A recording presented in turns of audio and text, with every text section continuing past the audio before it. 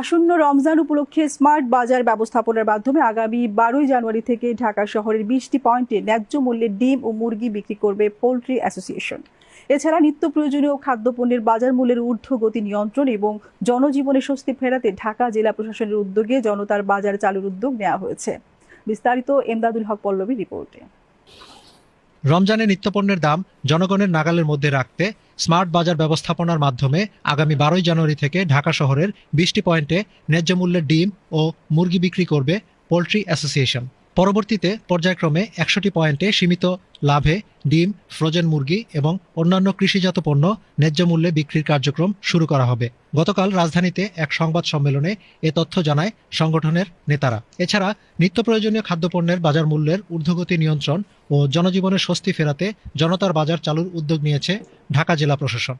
গতকাল এক মতবিনিময় সভায় এই ঘোষণা দেন ঢাকা জেলা প্রশাসক। তিনি জানান, মধ্যস্বত্বভোগীদের প্রভাব এড়িয়ে কৃষক ও ভোক্তাদের মধ্যে সরাসরি সম্পর্ক স্থাপন করার লক্ষ্যে আগামী ফেব্রুয়ারির প্রথম দিন থেকেই একটি বিশেষ বাজার চালু করা হবে। এ বাজারে মাছ, মাংস, দুধ, ডিম ও সবজি সহ নিত্য প্রয়োজনীয় পণ্য সাশ্রয়ী মূল্যে সরবরাহ করা হবে। বাজার ব্যবস্থাপনার জন্য সরকারি জায়গায় অবকাঠামো নির্মাণ করে স্থানীয় উদ্যোক্তা, শিক্ষার্থী ও বেকার যুবকদের সম্পৃক্ত করা হবে। বাজারে শুধুমাত্র খুচরা বিক্রির ব্যবস্থা থাকবে এবং পণ্য ক্রয়ের জন্য একটি নির্ধারিত মূল্য তালিকা অনুসরণ